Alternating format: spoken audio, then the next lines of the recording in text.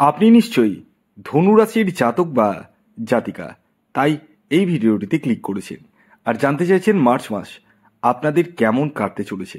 হ্যাঁ বন্ধুরা, আমি আপনাদেরকে বিস্তারিত জানাতে চলেছি এই মার্চ মাসের অগ্রিম ভবিষ্যৎবাণী কি হতে পারে ধনুরাশির জাতক ও জাতিকার জীবনে, কোন কোন ক্ষেত্রে কি কি ঘটনার সম্মুখীন হতে পারেন তারই একটা আগাম ইঙ্গিত বা পূর্বাভাস বলতে পারেন এই ভিডিওর মাধ্যমে আপনারা পেতে চলেছেন। তবে শুরুতে একটি কথা বলে দিই, আমি যে মাসিক রাশিফল আপনাদের সামনে প্রেজেন্ট করছি সেটি সম্পূর্ণরূপে সার্বিক রাশিফল, অর্থাৎ এটি কোনো ব্যক্তিকেন্দ্রিক রাশিফল নয়। যেহেতু এটি কোনো ব্যক্তিকেন্দ্রিক রাশিফল নয়, তাই এই ভিডিওতে বলা কথাগুলো 100 ভাগের মধ্যে 100 ভাগ মিলবেই, এটা কখনোই ধরে চলবে না। তবে হ্যাঁ, কমপক্ষে 10 to 20% আমার কথা মিলতে বাধ্য, তাই ভিডিওটি কমপ্লিটলি দেখুন। তো আসুন আমি আগে গ্রহের গোচরটা বলবো, তারপর আমি বিস্তারিত যেতে চলেছি ধনুরাশির কেমন যাবে, মানে স্বাস্থ্য, শিক্ষা, দাম্পত্য জীবন, প্রেম জীবন, অর্থনৈতিক স্থিতি কেমন যেতে পারে। তো আপনাদের রাশি হচ্ছে ধনু, আর আপনাদের রাশির অধিপতি গ্রহ হচ্ছে দেবগুরু বৃহস্পতি। আপনাদের থার্ড হাউসে রয়েছে রবি ও শনি একত্রে। আপনাদের ফোর্থ হাউসে রয়েছে শুক্র, রাহু এবং বুধ একত্রে। আপনাদের সেভেন্থ হাউসে রয়েছে মঙ্গল, সেনাপতি মঙ্গল। আপনাদের সিক্সথ হাউসে রয়েছে দেবগুরু বৃহস্পতি এবং 10th হাউসে রয়েছে কেতু গ্রহ। আসুন এই গোচরের নিরিখে জেনে নেওয়া যাক মার্চ মাস ধনুরাশির জাতক ও জাতিকার কেমন যেতে চলেছে। তো প্রথমে আসি আপনাদের শরীর স্বাস্থ্য। স্বাস্থ্যের জায়গাটা ফার্স্ট হাউস থেকে দেখতে হয়, ইমিউনিটি সিস্টেমকে ফার্স্ট হাউস থেকে বোঝায়। তো আপনাদের ফার্স্ট হাউসের লর্ডকে দেবগুরু বৃহস্পতি, এবং দেবগুরু বৃহস্পতি বসে রয়েছে সিক্সথ হাউসে। এটা এখন বসে নেই, অনেক দিন ধরেই বসে রয়েছে।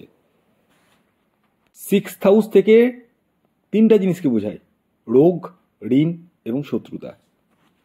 15ই মে কিন্তু সেভেন্থ হাউসে যাবে, কিন্তু 15ই মের আগে পর্যন্ত আপনাদের হেলথ ইস্যু ছোট ছোট আসবে, মানে সারা বছরই যে হবে তা নয়।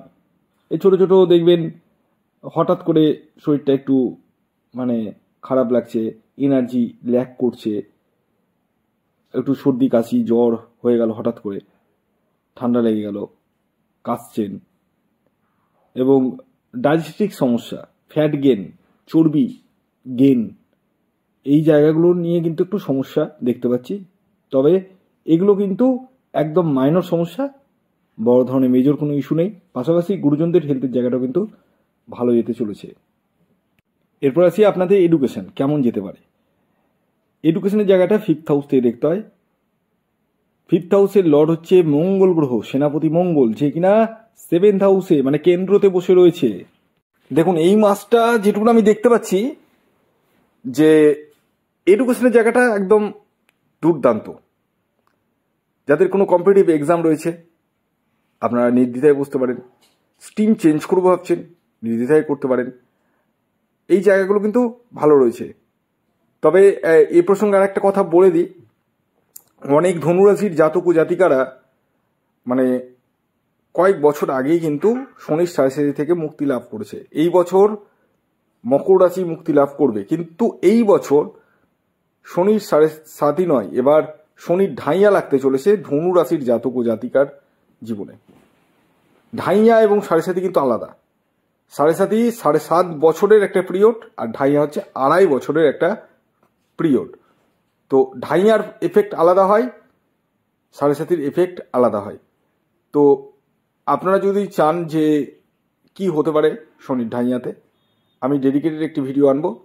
যাদের শনি খুব খারাপ রয়েছে তারা ইমিডিয়েটলি প্রতিকার প্রতিবিধান করে নিতে পারেন। এরপর আসি প্রেম জীবন। প্রেমের জায়গাটাও ফিফথ হাউস থেকে দেখতে হয়। যেমনটা আমি পূর্বে বললাম যে ফিফথের লর্ড হচ্ছে মঙ্গল, যে কিনা কেন্দ্রতে বসে রয়েছে সেভেন্থ হাউসে। তবে শনির দৃষ্টি কিন্তু ফিফথ হাউসে পড়ছে। যার সাথে আপনি সম্পর্কে রয়েছেন, সেটা ছেলেদের ক্ষেত্রে তো অবভিয়াসলি মেয়ে, আর মেয়েদের ক্ষেত্রে অবভিয়াসলি ছেলে, সে কিন্তু একটু জেদি হয়ে উঠবে।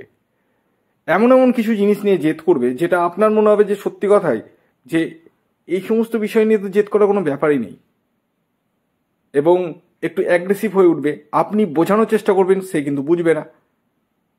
এই নিয়ে কিন্তু কিছুটা মিস আন্ডারস্ট্যান্ডিংয়ের সম্ভাবনা রয়েছে। তবে যারা সন্তানের জন্য প্রচেষ্টা করছেন তাদের ক্ষেত্রে সন্তান প্রাপ্তির জায়গাটা যথেষ্ট হারে রয়েছে। আপনারা সন্তানের জন্য প্রচেষ্টা করতে পারেন, এবং যাদের সন্তান রয়েছে তাদের এডুকেশন বলুন, হেলথ বলুন, যথেষ্ট ভালো যেতে চলেছে। এরপর আসি দাম্পত্য জীবন। 7th হাউস থেকে দেখতে হয় দাম্পত্য জীবনের জায়গাটা।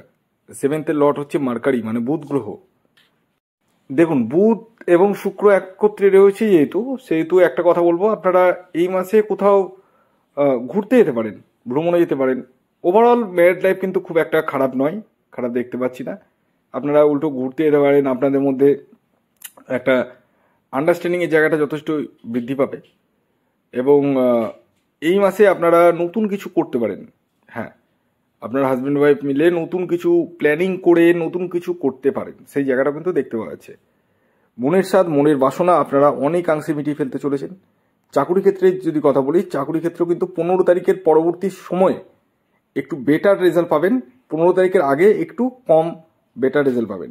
আর যারা ব্যবসা করছেন তাদের ক্ষেত্রেও সেম, 15 তারিখের পরবর্তী সময়ে একটু বেটার আপনাদের কেনা বেচা হবে, 15 তারিখের আগে একটু স্লো হবে। আর এই মাসে আপনার বিরুদ্ধে যদি কোনো কোর্ট কেস, মামলা, মোকদ্দমা চলে, সেই জায়গা থেকে আবার রিলিফ পেতে চলেছেন।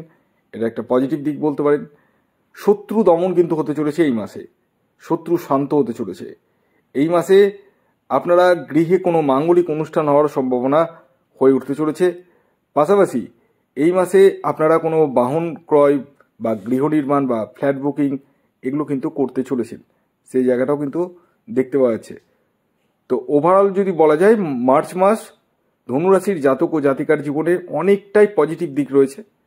তবে মার্চের 29 মার্চ থেকে কিন্তু আপনাদের শনির ঢাইয়া লাগছে। এ নিয়ে আপনারা চাইলে আমি ডেডিকেটেড একটি ভিডিও আনবো। যাই হোক, ভিডিওটি যদি ভালো লাগে অবশ্যই লাইক করে দেবেন, শেয়ার করে দেবেন, সাবস্ক্রাইব না করে থাকলে সাবস্ক্রাইব করে দেবেন। ধন্যবাদ।